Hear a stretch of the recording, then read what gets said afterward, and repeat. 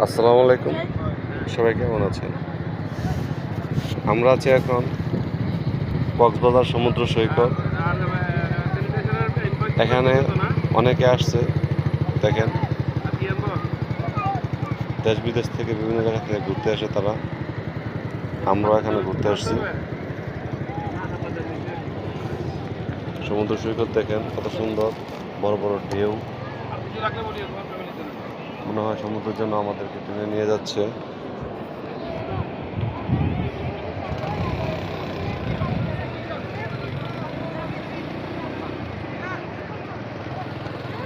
আমরা এসেছি নারায়ণগঞ্জ জেলা আড়াইহাজার থানা থেকে।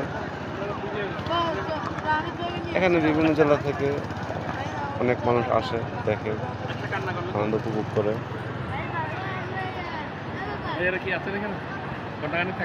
না, আধা ঘন্টা থাকতে পারে। আমাকে দিচ্ছে না, মানে ও দেখতে পারবে না, সেই কারণে।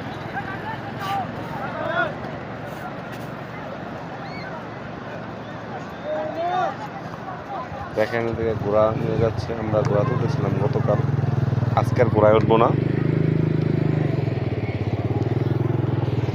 ঘোড়ায় উঠেছি, ছবি তুলেছি।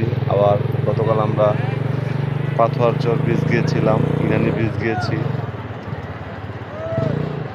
তারপর মিনি বান্দরবন ঘুরতে গিয়েছিলাম।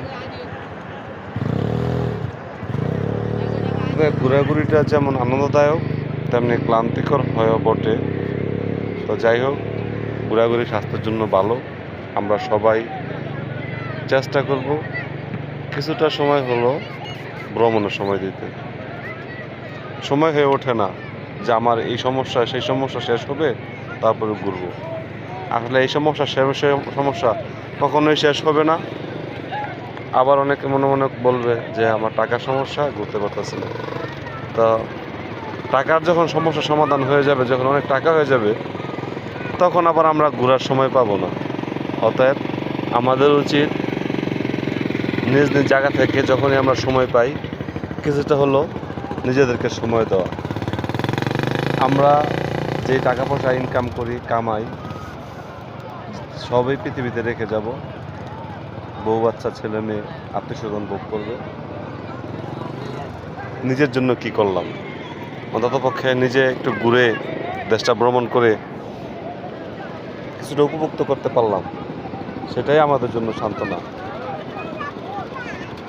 অতএব আমাদের উচিত সবাইকেই